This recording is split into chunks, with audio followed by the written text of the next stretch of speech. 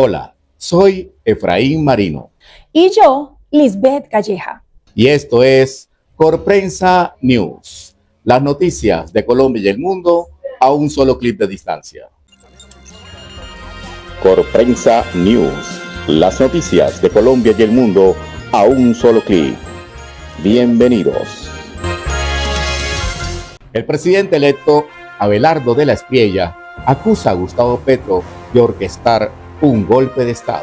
El presidente electo Abelardo de la Espriella acusó este martes al mandatario saliente Gustavo Petro de orquestar un golpe de Estado luego de que éste manifestara que no reconoce su victoria en las elecciones del 21 de junio, por lo que pidió a las fuerzas militares mantener el orden constitucional. De la Espriella dijo en un mensaje en redes sociales que Petro y el excandidato presidencial Iván Cepeda, que fue derrotado en la segunda vuelta, iniciaron su plan B para quedarse a como diera lugar en el poder y lo quieren hacer a través de un golpe de Estado. Le pido como presidente electo a las Fuerzas Armadas de la República de Colombia que cumplan con su juramento de proteger la Constitución y la democracia y no obedecer ninguna orden que Petro esté dando en sentido contrario, agregó de la Espriella, quien también pidió a la comunidad internacional mantenerse vigilante del proceso de transición del poder que él deberá asumir el próximo 7 de agosto. De la Espriella ordenó este martes a su equipo de transición suspender los contactos con el gobierno saliente para el traspaso del poder,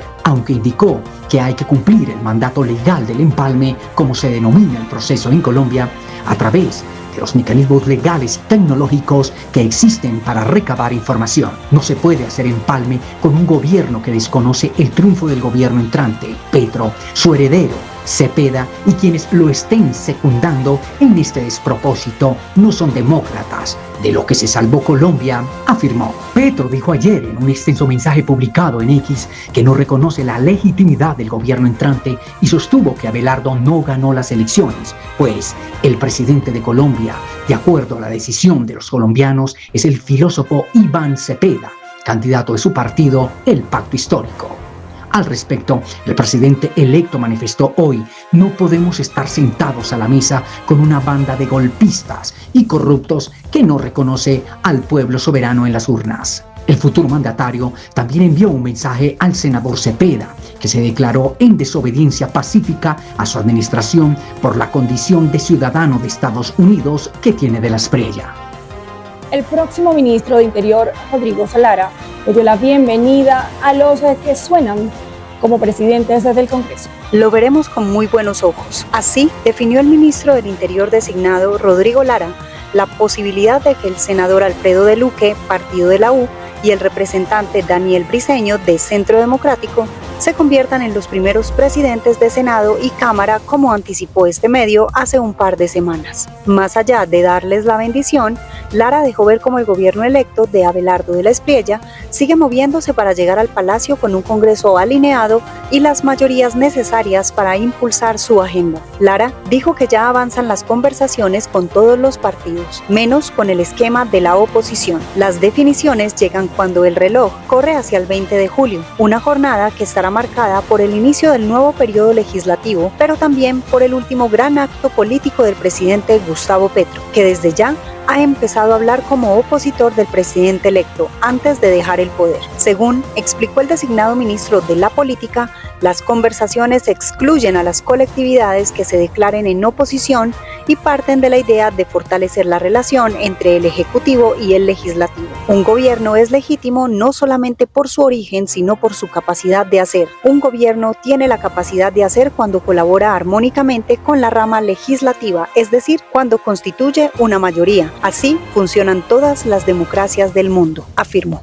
El presidente Gustavo Petro desconoce la legitimidad de Abelardo de la Espriella y el presidente electo cancela el proceso de empalme con el gobierno actual.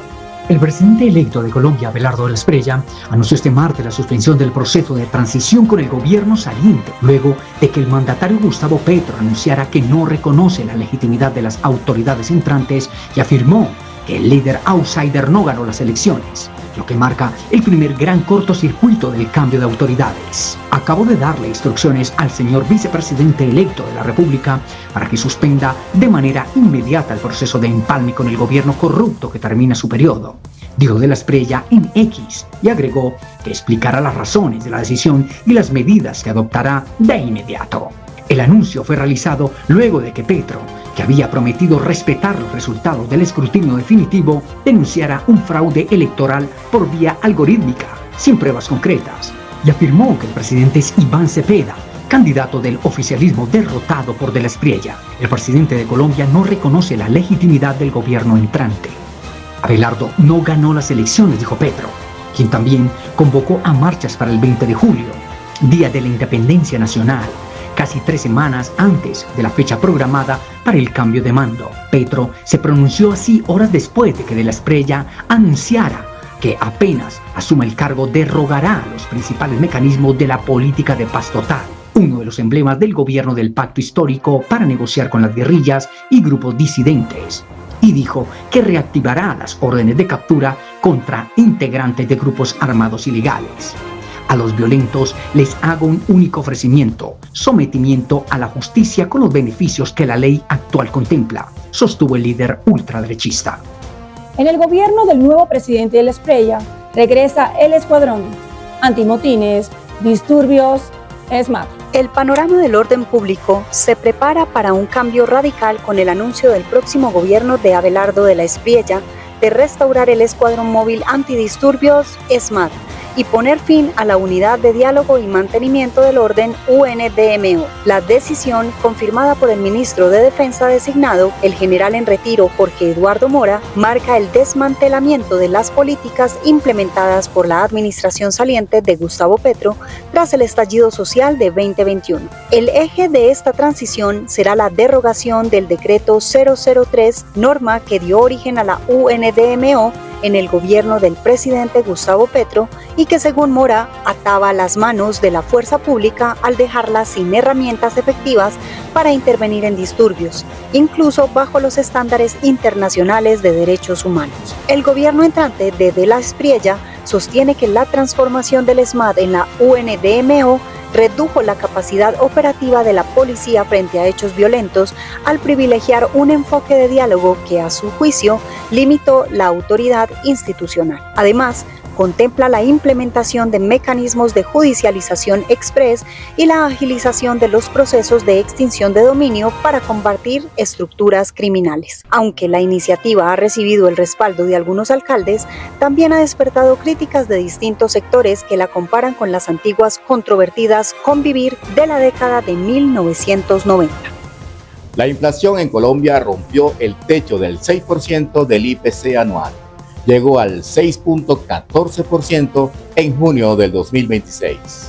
La inflación en Colombia retomó una senda de aceleración y volvió a ubicarse por encima del 6% anual, de acuerdo con el índice de precios al consumidor IPC, correspondiente a junio de 2026. La variación anual alcanzó 6,14% frente al mismo mes de 2025, rompiendo nuevamente el umbral del 6% y reflejando mayores presiones sobre el costo de vida de los hogares. Los datos muestran que varios de los principales componentes de la canasta familiar observaron incrementos superiores al promedio nacional, especialmente los relacionados con alimentación, consumo fuera del hogar, salud y educación. Entre las divisiones que presentaron las mayores variaciones anuales sobresalieron restaurantes y hoteles, con un incremento de 9,59%, seguida por salud, 8,39%, educación, 7,57%, bebidas alcohólicas y tabaco, 7,02%, alimentos y bebidas no alcohólicas, 6,83%, y muebles, artículos para el hogar y para la conservación ordinaria del hogar,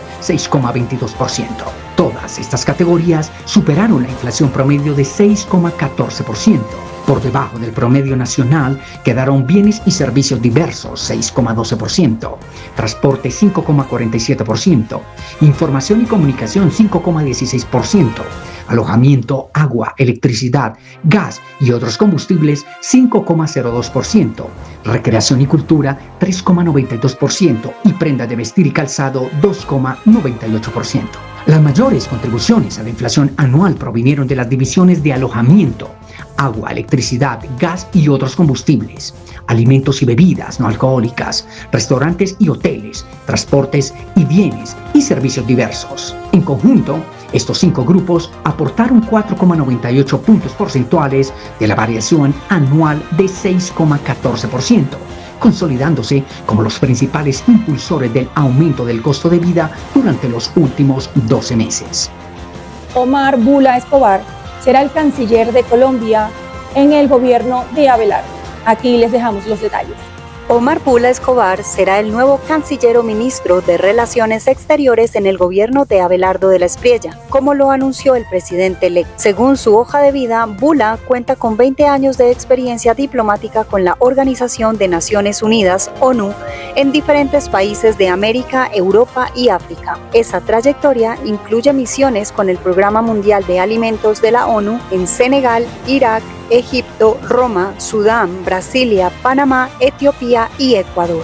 Llama la atención la experiencia en la ONU dadas las críticas que el presidente electo ha hecho a esta institución internacional y el hecho de que en campaña habló de la posibilidad de retirarse de allí. Sin embargo, no ha retomado esa iniciativa.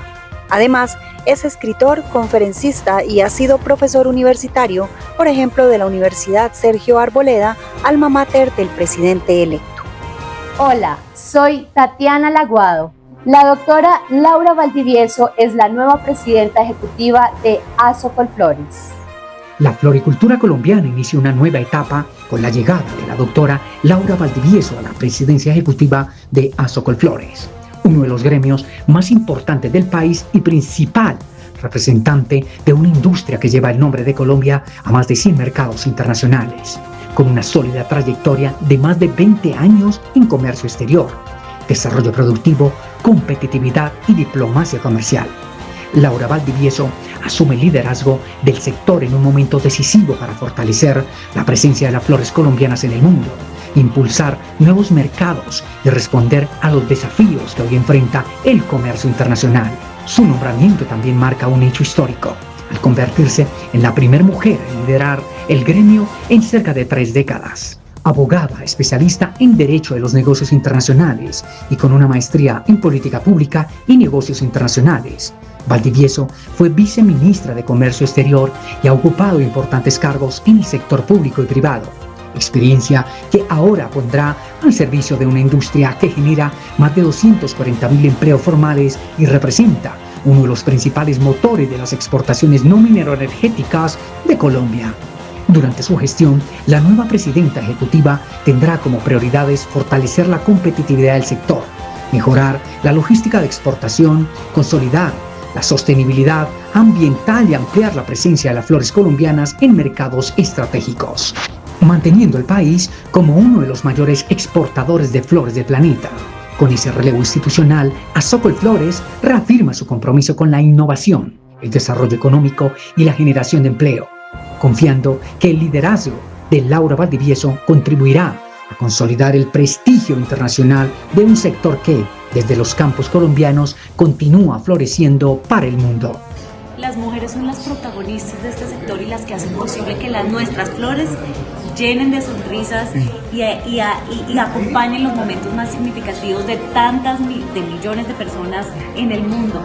Yo me siento muy orgullosa y con una gran responsabilidad de ser la voz de todas ustedes y me quiero asegurar que el crecimiento del sector se traduzca en mejores oportunidades para todas las que derivan su sustento de este sector y las que son realmente protagonistas para que nuestras flores puedan seguir siendo embajadoras de Colombia.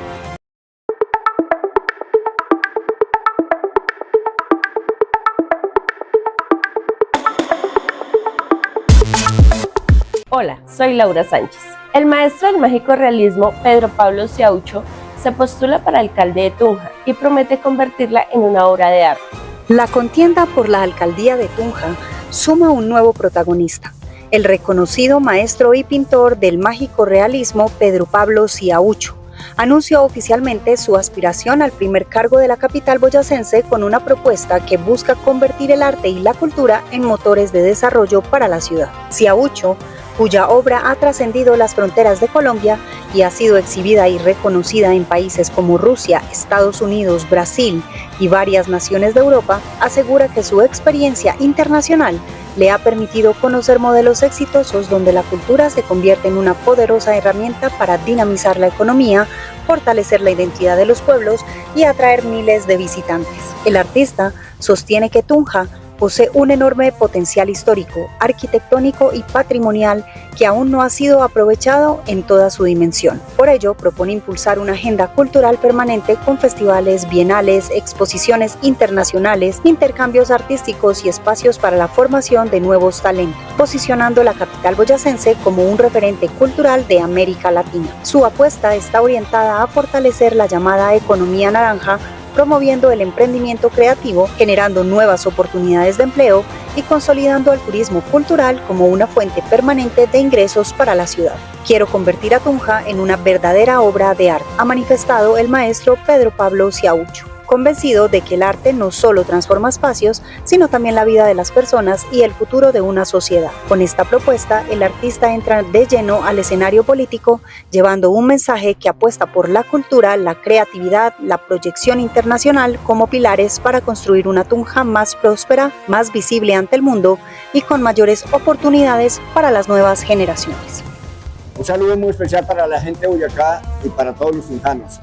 Tunja es de todos los 123 municipios, por eso quiero decirles, apoyen el 26 de julio, que son las elecciones atípicas, para vencer la corrupción. Y juntos trabajaremos las 24/7 para hacer de Tunja una obra de arte. Digo las 24/7 porque voy a trabajar 2 turnos con los contratistas que van a trabajar con el municipio. Y quiero expresarles que quiero convertir en una obra de arte a Tunja. ¿Por qué? Porque voy a arreglar sus avenidas, sus parques, que sean verdaderos jardines, así como yo los viví y los conocí en Europa, en París, en Ámsterdam, en Rusia y el año pasado en Nueva York. Es por eso que tengo la visión para hacer de Tunja una verdadera capital turística, porque vamos a hacerla una ciudad inteligente en la parte turística y en la parte de seguridad, para que usted pueda caminar tranquilamente, para que el turista pueda venir de otra ciudad y venir a disfrutar y venir a dejar los recursos en hoteles, en restaurantes, en artesanías. La basura no es un estorbo, la basura se puede hacer obras de arte. Por eso con la basura los artistas tendrán que hacer los murales que están abandonados en Tunja, y la empresa de servicios públicos lo que sobre debe comprar esos kilos para convertirlos en nuevos productos, ojalá en canecas de basura para depositar la misma basura que produce la ciudad o que hace desperdicio el ciudadano. Por eso Tunja la quiero convertir en una obra de arte si usted me apoya.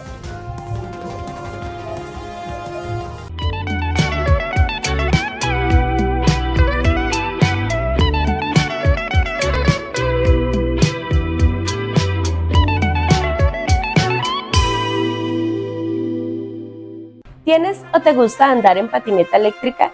Esta es la reglamentación que debes tener en cuenta para usarla.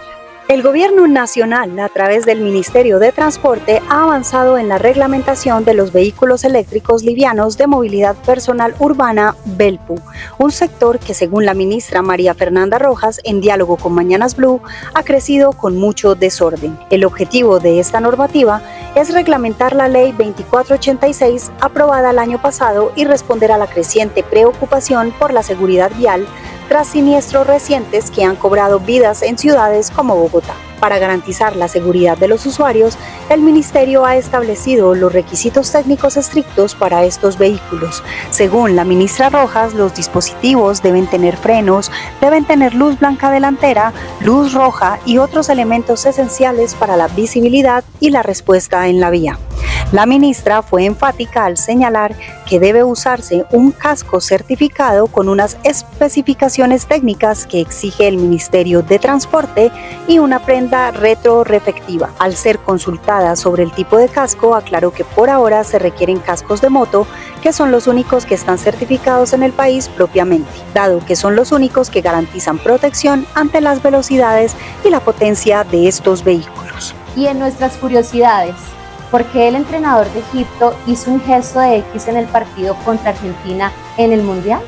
El entrenador de la selección de fútbol de Egipto, Hossam Hassan, protagonizó uno de los momentos más llamativos de los octavos de final del Mundial 2026 al cruzar sus brazos formando una X mientras protestaba por el arbitraje del partido. Egipto estuvo cerca de dar una de las grandes sorpresas del Mundial. El equipo africano llegó a estar 2-0 arriba a falta de poco más de 10 minutos para el final. Pero Argentina reaccionó con goles de Cristian Romero, Lionel Messi y Enzo Fernández para imponerse 3-2 y avanzar a los cuartos de final. La remontada argentina estuvo marcada además por una serie de decisiones arbitrales que el cuerpo técnico egipcio consideró determinantes. Uno de los principales reclamos fue por la anulación de un gol convertido por Mostafa Siko.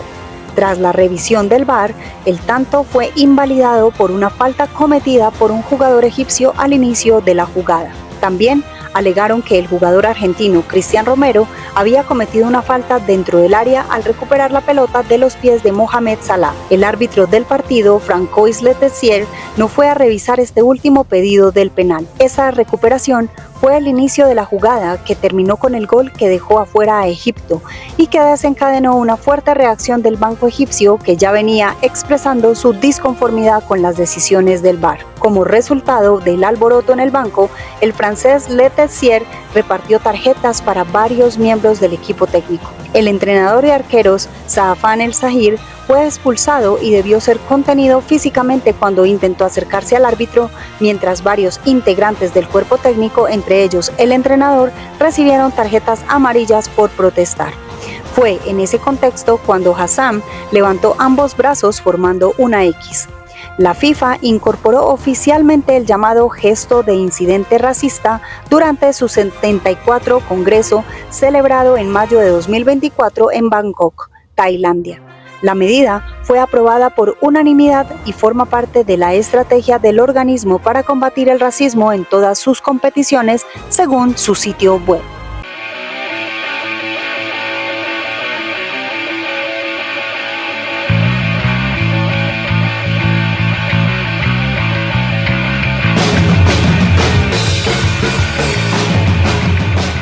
Y en deportes, Colombia no pudo y quedó fuera del Mundial en tiros desde el punto penal contra Suiza en octavos de final.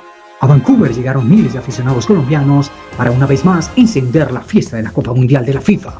Lo hicieron en México y Estados Unidos, por lo que Canadá no podía ser la excepción de la fiebre amarilla en esta fase de octavos de final. El conjunto suizo llegó apostando por su experiencia con nombres como Ricardo Rodríguez, Chacá, Akanji y Embolo para dañar todos los planes que podía tener el argentino Néstor Lorenzo para este encuentro y bloquear por completo a Luis Díaz, quien se perfilaba como el más peligroso de la escuadra cafetera. Los primeros minutos del encuentro fueron lo que se esperaba, un duelo táctico y que los dos se iban a guardar respeto para evitar que los errores defensivos fueran protagonistas del encuentro. Pero la apuesta de Colombia era explosiva de Díaz, Puerta, Arias y Muñoz, para sorprender la línea de 5 que puso a defender el equipo rival. Y aunque era el equipo colombiano el que controlaba el partido en los primeros 20 minutos, la pausa de hidratación reinició al equipo europeo, que empezó a ser protagonista por el medio, aprovechando la fuerza de sus extremos a la hora de encarar a Mojica o Muñoz, dejando por poco una oportunidad clara que con ímpetu detuvo Camilo Vargas. El trámite del primer tiempo fue cayendo en una toma y dame de ambos equipos, que empezaron a darle protagonismo a los porteros y sus defensas. Por un lado, Akanji, inspirado y bloqueando a Suárez, y por otro lado, Davinson, evitando que Embolo se colara en el último cuarto de área. Poco a poco, el cuadro de Néstor Lorenzo tuvo el protagonismo para meter atrás a los suizos, pero el balón no entraba para los cafeteros. Incluso el palo le negó una clara a Lucumí. Sin embargo, pese al intento de ambos equipos de romper el 0-0, el partido no tuvo mayor cosa y tuvo que definirse desde la tanda de penales para saber quién iría a los cuartos de final contra Argentina, siendo la vencedora la selección suiza, después de que Colombia errara en la lotería 2 tiros desde el punto penal. Hasta aquí las noticias en Corprensa News. Muchas gracias por acompañarnos. Si les gustó este contenido, suscríbete a nuestro canal, dale like y compártelo. A continuación, los dejamos con estos emotivos videos y recomendados comerciales. este corazón que se alza de nuevo por los caminos de la Copa del Mundo. Una bandera que regresará a las Copas del Mundo. Colombia ha ganado, Colombia ha goleado y se ha clasificado a la Copa del Mundo. Esta vez vamos a hablar nosotras. Y lo haremos en nombre de todos. Para decirles, gracias muchachos. Gracias por llevarnos otra vez. Por hacernos gritar en medio de lágrimas. Por los goles que nos dedicaron, el invicto que quitaste. Gracias por entregarlo todo por nosotros. Por dejar en el suelo lo que nos quería derribar. Por ese lindo gol que nos dibujaste. Gracias por la corona que pusiste y por la que recibiste. Gracias por llevarnos, muchachos. Por no cantarlo. Por sentirlo. Por resistir los golpes que recibieron, uno tras otro. Gracias porque aún teniendo motivos para renunciar, ustedes solo renunciaron a rendirse. Pero ahora queremos pedirles una cosa. Esta vez no lo hagan por nosotros.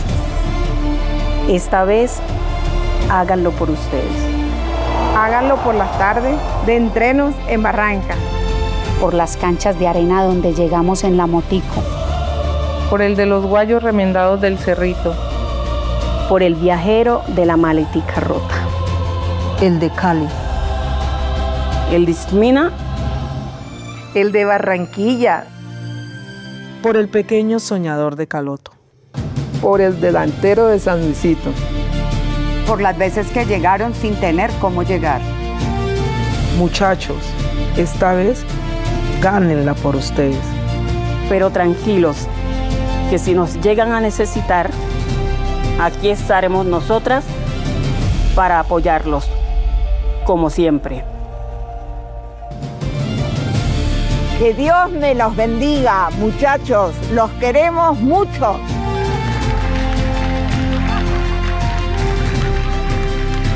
Interrapidísimo, optimista colaborador de la Selección Colombia.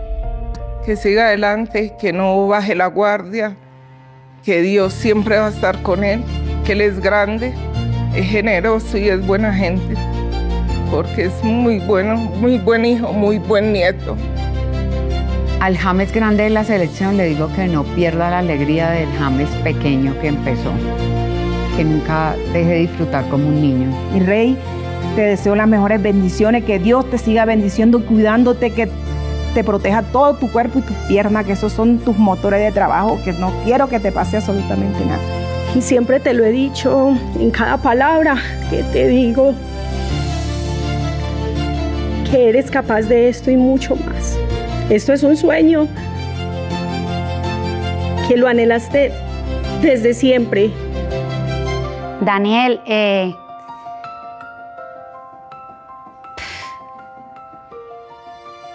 que mejor dicho, tengo mucho que agradecerle.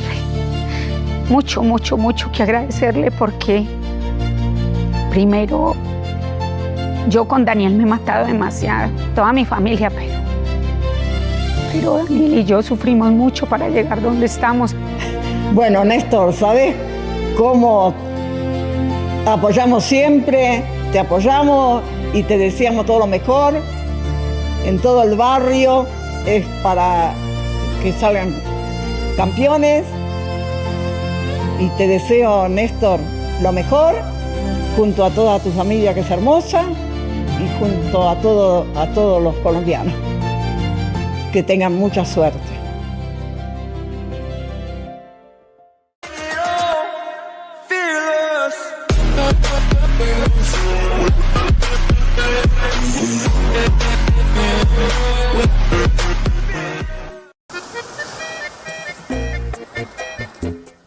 verso bien sutil y dirigido, delicado y sensitivo, quisiera componer yo. Nuestras canciones hacen parte de la memoria de un pueblo. Y yo me alejo de tu amor. Valora el trabajo de nuestros autores y compositores. Psycho.